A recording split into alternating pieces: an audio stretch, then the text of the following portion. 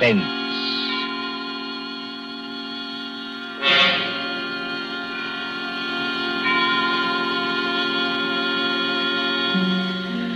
Tonight, Columbia brings you, as a guest star, Peter Lorre, one of the screen's past masters of the art of suspense. Suspense is compounded of mystery and intrigue and dangerous adventure. In this series are stories calculated to intrigue you, to stir your nerves, to offer you a precarious situation, and then withhold the solution until the last possible moment. Tonight, for instance, Mr. Lorre plays for us a doctor, a husband, with something dark and terrible on his mind. Was it murder? And if so, can this at last be the really perfect crime? We trust that while you are wondering, we shall keep you in suspense. For Suspense tonight, CBS presents Till Death Do Us Part by John Dixon Carr, starring Peter Lorre.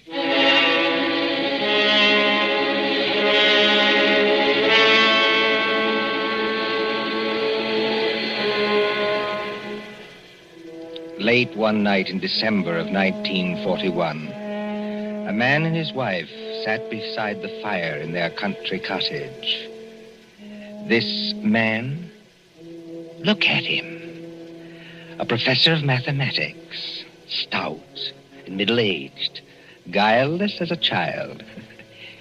In the remote corner of England where he lives with his pretty English wife, they say of him... Jolly decent fellow, you know, for a foreigner. Isn't he? Always a smile for everybody, and so polite. That's why it's such a shame about his wife and that young American. There hasn't been anything between them yet, I'm almost sure. But if the American stays here much longer... Shh, I tell you.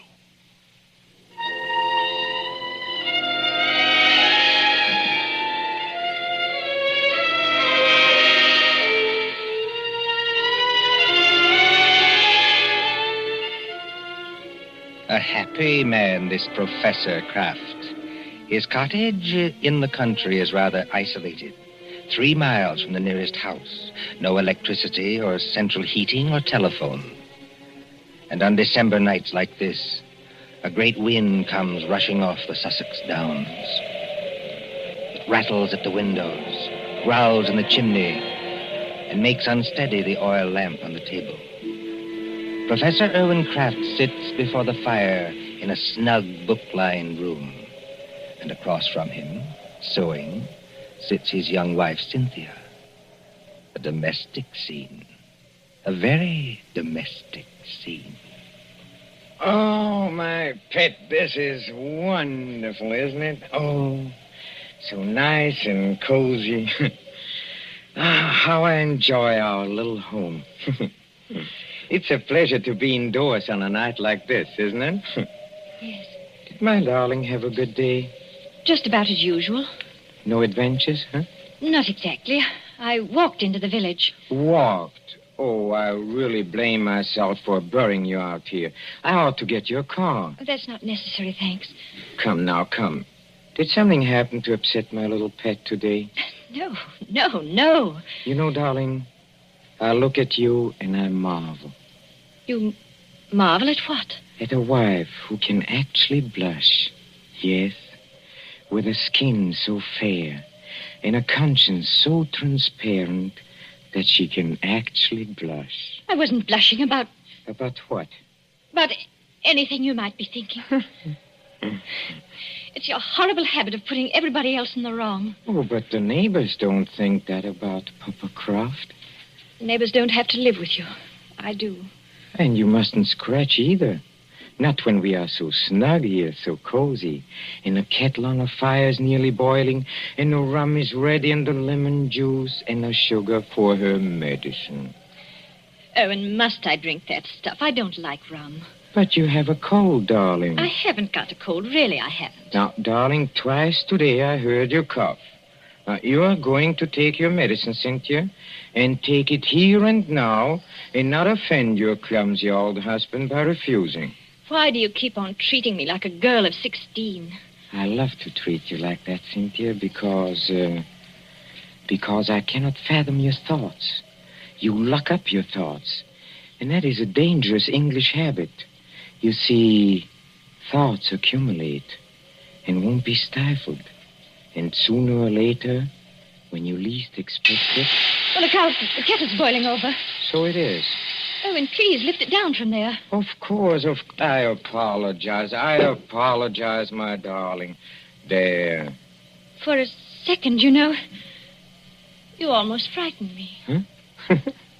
I frightened you? I suppose it's foolish. Well, here we are, my dear. Here we are. Now, see, I put 2 tumblers on the coffee table. And now, a spoon in each so that the heat doesn't crack them. My dear, must you give me so much rum? Can't I have the small one? But we have to cure that cold of yours, Cynthia. Now comes the lemon juice. Yes. And now comes hot water to the top. Here we are. And 2 lumps of sugar for each of us. There you are, darling. Now let's drink up, huh? Owen, listen. I didn't hear anything. I did. It came from that cupboard over there. It sounded like your accordion. Oh, that's nonsense, darling. That's nonsense. There it is again. Well, that's only the wind. Or perhaps a rat that got into the cupboard. Owen, I'm terrified of rats. Go and kill it. Would you mind? Oh, you really sit very heavy labors, my sweet, for one of my weight. Well, if you insist, all right. Well, I'll take a good heavy poker from the fireplace. And, of course, it means a little trip to the cupboard. Owen, never mind. You haven't changed your mind, have you? It'd probably run out across the floor. Come back. Wouldn't run very far, I'm sure. Well, again, if you insist. I can't think what's the matter with me tonight. No? No, You're sure nothing upset you in the village today, huh? certainly not. How about this young American, that fledgling doctor, what's his name? You mean Dr. Craig? That's it, Dr. Craig. Dr. Craig. Didn't someone say he was leaving today for London and then back to the States? I believe so. That's what Lady Randolph told me. And you didn't say goodbye to him? Certainly not. Well, that wasn't kind of you, darling. That wasn't friendly. What's the matter? Don't you like my nice hot rum drink? No.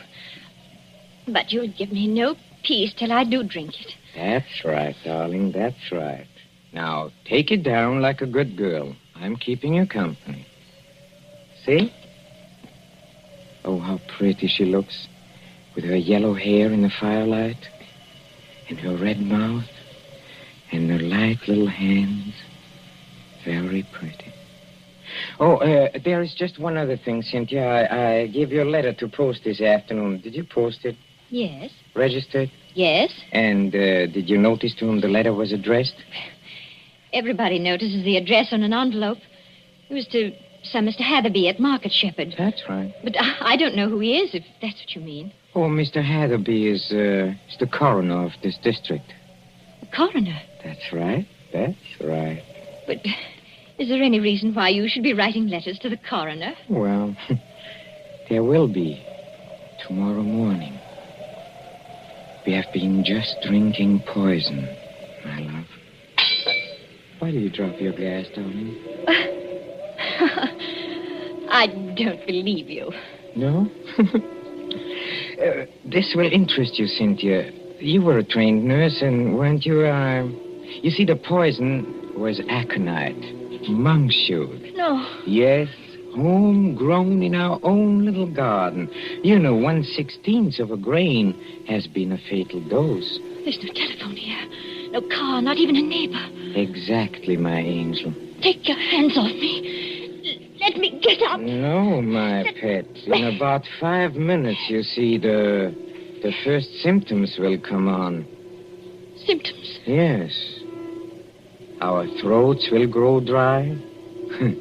Our eyesight will turn dim. No. And presently we'll lose the use of our limbs. Well, there are convulsions before the end, I believe, but we won't feel them.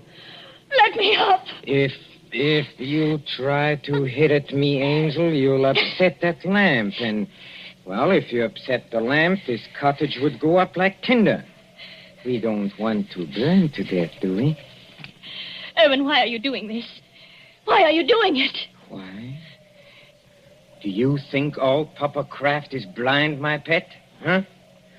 If I can't have you, Cynthia, nobody else is going to have you. You mean Jim Craig?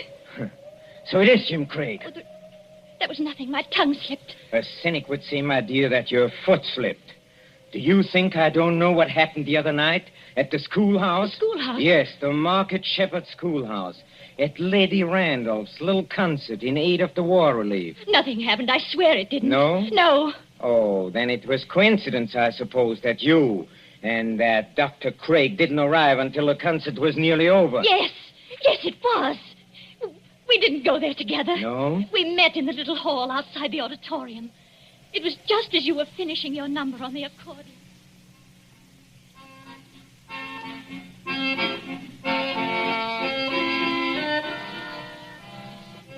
Oh, I beg your pardon. It's so dark here, I almost bumped into you. Isn't that Mrs. Kraft? Yes. Good evening, Dr. Craig. We seem to be late. Very late, I'm afraid. I was detained on a case. I didn't feel like coming here at all. Oh, just a moment before I open that door for you. Won't it look a little funny, our arriving here together? Funny? Why should it? No reason at all, only... Cynthia, listen to me. Do you know, Dr. Craig, that's the first time you've ever called me by my first name. I did want to have a word with you, somehow. Of course, you've heard the news. What news?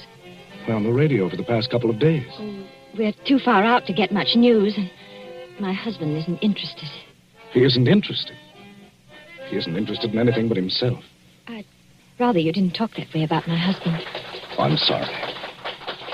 Would you push the door open a little? And in conclusion, Lady Randolph is saying something. I'm sure we've all enjoyed our friend Professor Croft's musical numbers on the accordion. And the vicar's conjuring tricks. And little Miss Linshaw's spirited recitations. It only remains for me to tell you that the collection for this little entertainment will amount to the...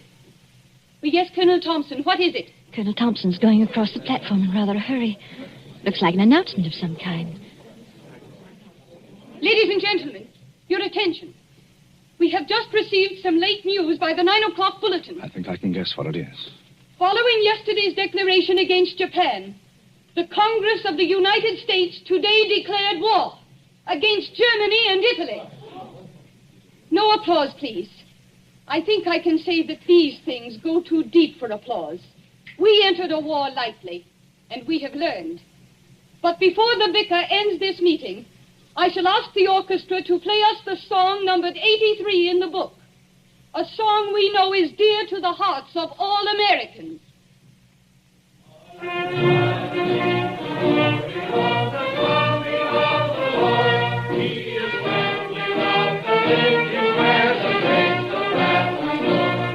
Close the door, Cynthia. Jim, this doesn't affect you. Naturally it does. You won't be leaving England. Probably in a very short time.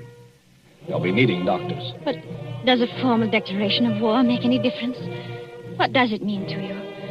What does it mean? I can't explain it, Cynthia. It's all in that song. If they're going to need me, I'll go back. But can't you do just as much good here in England? I don't know. That depends on what the army says. And doesn't anything depend on what I say? We haven't got much time, Cynthia. That crowd will be out in a minute. Yes. And we won't admit it, will we? Admit what? Admit how we feel about each other. I haven't said... Nor I. I was only talking about what we were thinking. No, we won't admit it. You say you can't explain about the war. I can't explain about this. Don't try. It's better this way. Owen's been very good to me. And he's such a childlike person. Yes. Everybody likes him. Oh, he has his tempers, and he's not easy to live with sometimes, in spite of what they think. But I can't do anything to hurt him, because he'd never do anything to hurt me. Never, never, never in the world.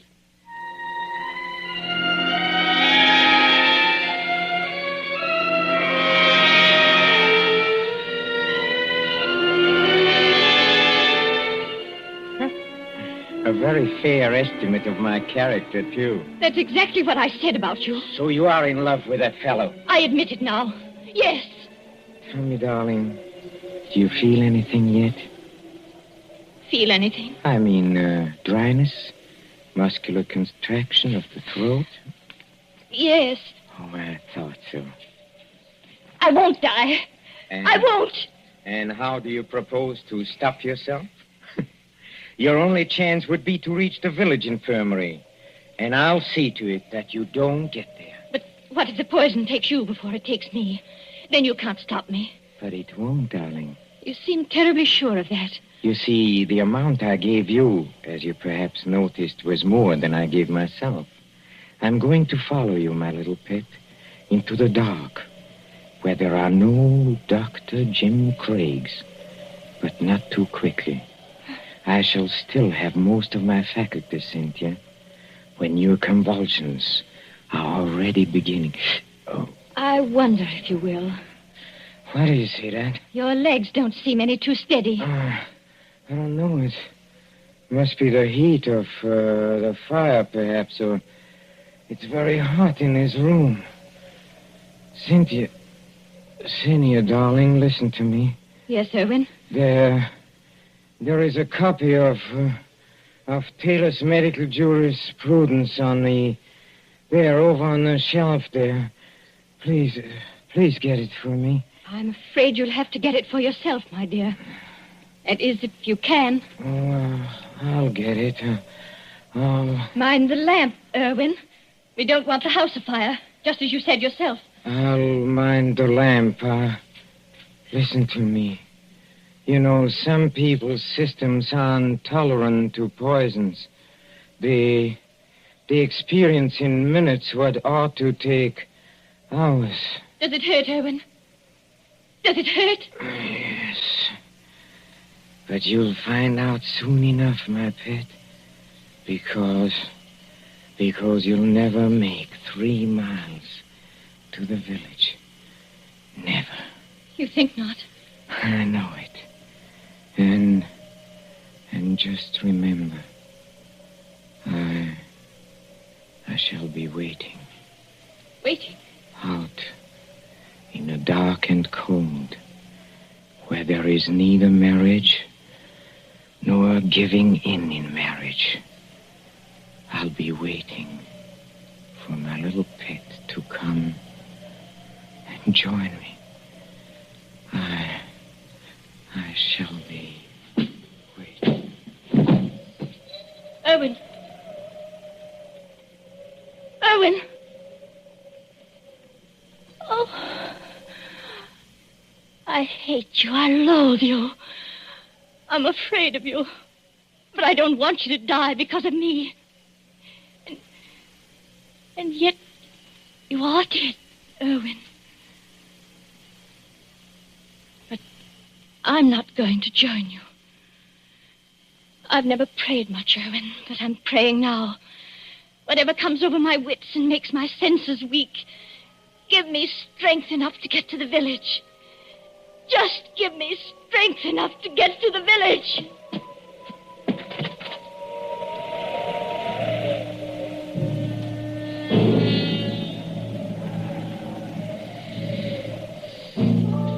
An empty room now, except for the motionless figure by the fire. The great wind enters through an open front door and makes the lamp shake dangerously on the tables. The whole house creaks. Otherwise, it is very quiet. Suddenly, the corpse sits up. Professor Kraft looks pleased, doesn't he? Very pleased. very alert, as he moves over to a certain cupboard door. Well, and now I think the real fun can begin. Patience, patience, patience, my friend, while I open the cupboard door. Well, there we are. I hope you haven't been too uncomfortable, Dr. James Craig. Oh, I'm all right, thanks. So you managed to get the gag out of your mouth, huh? I managed it, yes, just now. I'm too late. Well, you are still securely tied up, I'm glad to say. You know, you gave me several very, very unpleasant moments, young man, when you got your foot on that accordion. Did I? Well, Cynthia thought you were a rat and wanted me to kill you. You know, she shows very good sense sometimes. I could hear both of you talking. Thanks very much. Oh, of course, you could, of course. Excuse me, please. I forgot that. Yes, and I could see you, too, through a crack in the door. Well, you were intended to see us. But now, come on. First of all, I'll drag you out of here. Yes, let me take you. Yes. Now we can sit down and have a nice, cozy little chat, huh? How much aconite did you give Cynthia? How much? Oh, about 2 grains. 2 grains? Well, then she can't possibly... No, she can't possibly live until morning. But she can live long enough to testify that she saw me die. And how much poison did you take yourself? I? None. None at all? No, none at all. But you mixed those drinks out of the same materials. I saw you do it. Well, but there wasn't any poison in the rum, young man. You see, 2 lumps of sugar steeped in aconite were dropped into Cynthia's glass. I marked them, and I didn't make a mistake. Can you see the beginnings of Papa Croft's plan? Why, you... You see, Cynthia left the door open, my friend. And there is a very strong wind blowing tonight. Well? Just observe how it lifts the table covers, flutters the magazines, makes the lamp tremble. I shouldn't be surprised, you know, if one of those lamps blew over. A fine crash in a sheet of flame, huh? And when they come here tomorrow morning, after Cynthia's testimony in my letter to the coroner, they'll expect to find at least a few charred bones among the ruins. And, of course, they must find some remains. Whose remains? Yours. Yes, you've got me tied up pretty well, haven't you? And now, you see... Now comes the best. You were last seen going towards the railway station, to London, and then to America. Nobody will inquire after you. Except Cynthia. That's right, except Cynthia, who will be dead. That I waylaid you and brought you here while Cynthia was in the village will not be known to our good coroner, and I shall disappear. What do you think of it, young man, huh? I think it's rather good, huh? You're going to let me burn to death? Yes, and I shall enjoy the necessity. By the way, too bad you missed my performance at Lady Randolph's concert. It was very nice. But then I think you were otherwise occupied. You could call it that? Occupied, I think, in making love to my wife. You hurt my vanity, young man, and you are going to suffer for it. I never made love to your wife. No? No. But I don't suppose you could possibly believe that. Are you already begging for mercy? Now, come on. Are you begging for mercy? No, I think not. Dr. Craig, I don't like the way you're taking this. I really don't. Don't you? No. You ought to be afraid. All decent men should be afraid. And no man is heroic when he sees death coming. But you are as white as a plate. You can't take your eyes off me. And you seem to be expecting something. Maybe I am expecting something. You are? Well, I think I can persuade you to tell me what's on your mind, my friend. If I use the poker out of the fire, huh? You see, I'm a mathematician. I leave nothing to chance. Do you hear that, Professor Kraft? A car is stopped out in front. Well, they won't come in here. But of course they will. It's probably the home guard. Look, you fool, you've left the front door standing wide open in a blackout. Don't be childish. Do you think to upset me with that? Something's upset you. Take a look at yourself in a mirror. Huh? Nothing. Nothing can upset my plans now. Everything is ready. My clothes and my money are in a stable. This place, this pretty little cottage, will be a furnace. All I have to do is pick up that lamp. You see, like this, and something is wrong with me. Oh, you're not acting this time, are you? You're not pretending now. You swine! What have you done to me? I have done nothing to you. You have done something to me. I can feel it. There is sweat all over me. My throat is choking. This way, Lady Randall. Through the gate and up the path. That sounded like my wife's voice. It was Cynthia's voice. What is wrong with you? A person would think you were drunk. I'm sorry, Lady Randall. Stopping me in the road and asking to be taken to the infirmary at 80 miles an hour. And then finding there was nothing wrong with you. But it can be. It isn't possible. Oh, but it is. You see, your plans didn't include the fact that Cynthia doesn't like rum. Remember, you poured a very large drink for her and a small one for yourself. And you filled both glasses with hot water. Oh, remember when she got you to leave her, come over to this cupboard? Yes. She changed the glasses then. You're the one who swallowed the poison, 2 grains of aconite. No. Help me. Please. Help me. Nothing on earth can save you. Help me, please. In the name of pity, please. Please help me. Nothing on earth can save you. Please. No. You won't. Then I'll show you. I'll take you with me. I'll take everybody with me. Where are you going? I'll get that lamp. I'll take you with me. Why, look at you. You can't even see. You're blind. You're staggering straight into that cupboard. I'll take you. I'll take you with me. I'll take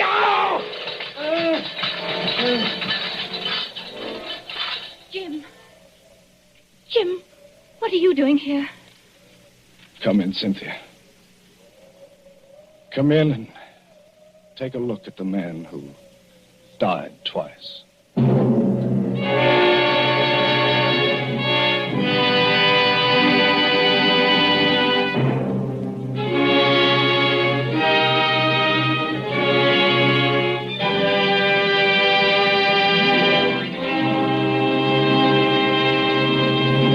And so ends Till Death Do Us Part, starring Peter Lorre.